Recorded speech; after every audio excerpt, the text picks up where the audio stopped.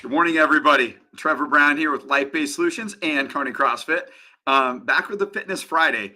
We're going to keep things short, simple, talk about why you can't outwork a bad diet. And I'm actually going to help all of you out there do the very first workout for the 2024 CrossFit Games Open. So I know that sounds crazy, like, oh, I can't do the CrossFit thing. I can't do the Open. But yeah, we're going to, and it's going to be fun. So for any fitness level, any age, it'll be a good morning. So for those of you who don't know me, I am a CrossFit gym owner. I have been for just over 12 years now. I'm 39 years old, been very passionate and into fitness my whole life. But as a part of our gym, we coach nutrition, and we have for a long time.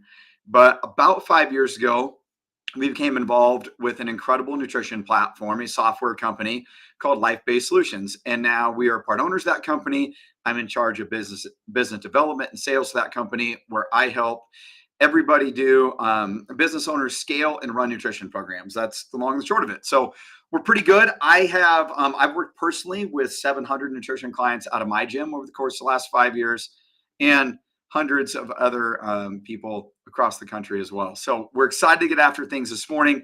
If you guys want to reach out to me, do so at trevor@lifebasedsolutions.com, or you just check out our website at lifebasedsolutions.com, right? So let's talk about why you can't outwork a bad diet. And hopefully we can keep this fairly simple. So the CDC cites four things we've talked about before as risk factors for chronic disease. That's tobacco use, excessive alcohol use.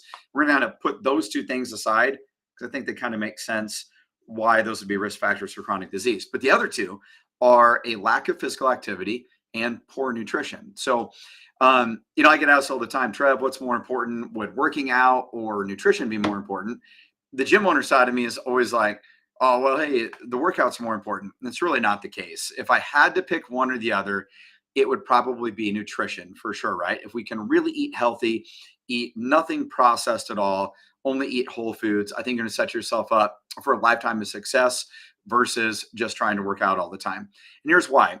There's certain parts of the world where certain cancers and different diseases don't even exist because of the absence of certain foods and processed foods for that matter. So just using that as one kind of guideline, I definitely pick nutrition over exercise if I had to.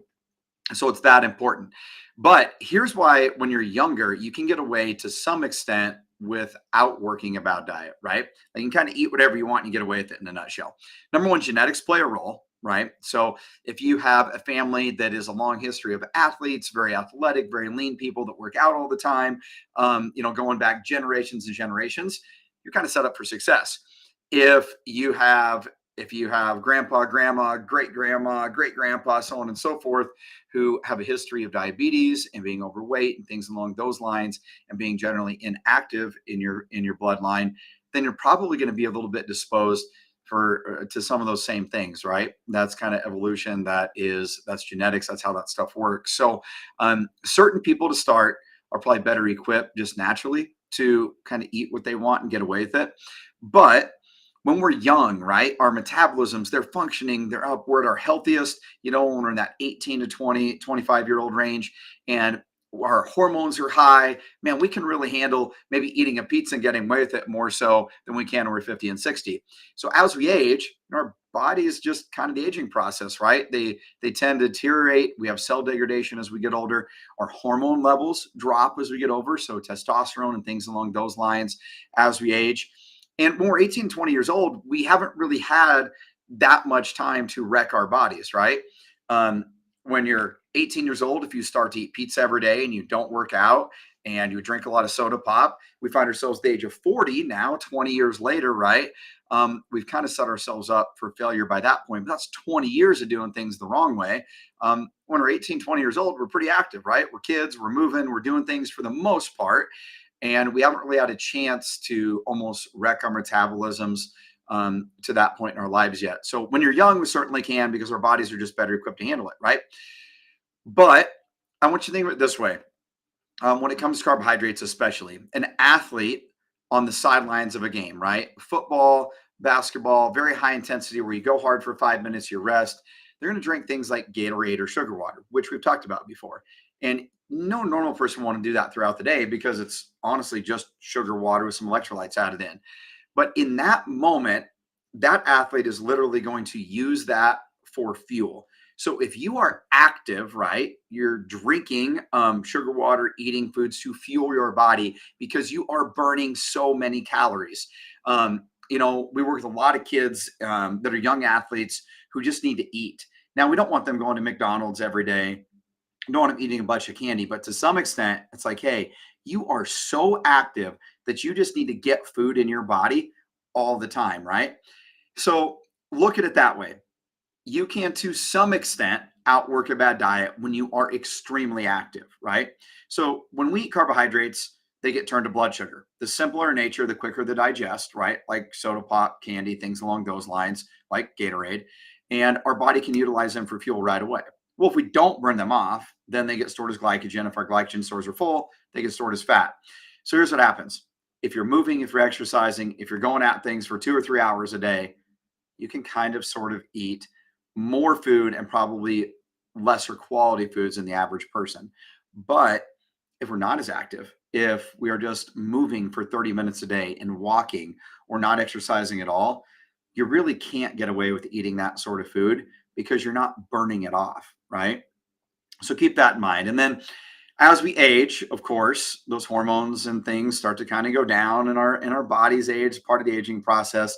And then we're even less equipped to burn fuel, right? And then if we've eaten poorly for 10, 15, 20 years, we're even less equipped to burn those poor quality food choices as we age. So to some extent, when you're really active, I suppose you can outwork a bad diet, but for the most part, you really can't. So if I had to pick one or the other, it would definitely be nutrition over exercise. Okay. So I hope that makes sense as to why you can't really outwork a bad diet. With that being said, if you combine the two, proper exercise and proper nutrition together, you really have the recipe for success. And those are those last two risk factors for chronic disease, right? If we're active in some capacity every day, we've talked about it before, high intensity exercise relative to your own fitness level, and we eat fairly good quality foods 90% of the time, allow yourself a cheat meal here and there, you're gonna do pretty fine, right? So on that note, let's talk about the CrossFit Games Open. I'm gonna wrap it up with this in the next 2.5 minutes. Our workout, and if you guys want to check this out, go to games.crossfit.com. What I love about it when you go to that website, you can click on workout, you can check out what 24.1, the first workout for 2024 is that they make it accessible to everybody. People in wheelchairs, people who are 7 years old, people that are inactive, they're doing something the first time, or people that are crazy CrossFit Games level athletes or professional athletes. Everybody can do a version of this. And so here's what this workout is. It's really simple. I'm going to show this to you guys. I'm going to encourage you to just try it at home in some capacity. So it starts with snatches, and these are meant to be done with a dumbbell. So I'm going to pretend like this water bottle is my dumbbell. So it starts with the dumbbell on the ground. So I touch the dumbbell on the ground and I explode overhead in one fluid motion, right? It's a dumbbell snatch. You can even go to YouTube or right at that games website and look it up.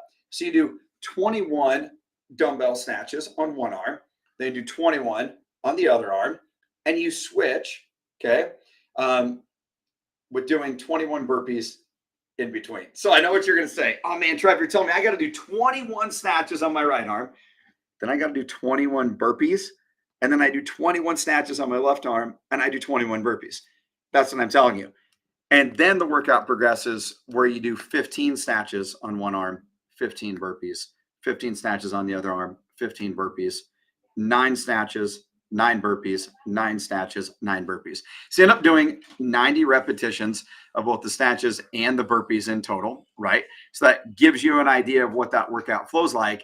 But you can scale this back. So guys, the RX weight, prescribed weight, would be 50-pound dumbbell. Ladies, a 35-pound dumbbell. And then we just scale back for different age groups and things, right? But if you don't have that, you can use, I believe they even use the example of a can of canned food at home and let that be your snatch weight. We're just trying to move an object in one fluid motion from ground to overhead. And I love that because it's something that we do in everyday life, right? You can imagine if you do construction, you're lifting things overhead, or even if you're just moving things around your house, you pick up that box or put it in the top of your closet, you've got to be able to do that, right? Oh yes, I love it. What can I do instead of burpees? I'm getting there for you. So a burpee is kind of flopping to the floor, touching your chest and thighs on the ground. So a couple ways to scale this. you can very simply go down to a plank position with your hands and feet on the floor and then walk up out of that plank position, right? So you actually have to touch your chest and your thighs.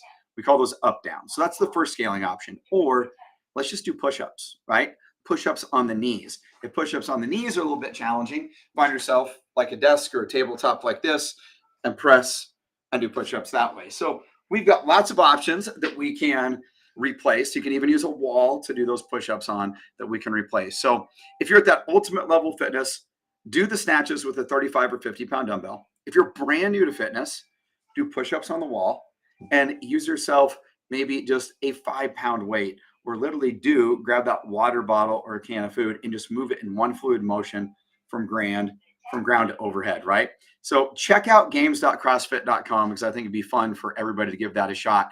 By the way, for those 90 snatches and 90 burpees, the fastest times in the world, actually kind of being watched and judging it the right way, was under 6 minutes. That's fast. I will not do it that fast, but that's fast. So guys, I hope that makes sense. Bringing it all together. You can't outwork a bad diet. Can a little bit when you're younger and the more active you are, right? But that's why nutrition would be more important than fitness from that standpoint. And check out games.crossfit.com for that workout. We'll see you guys next week.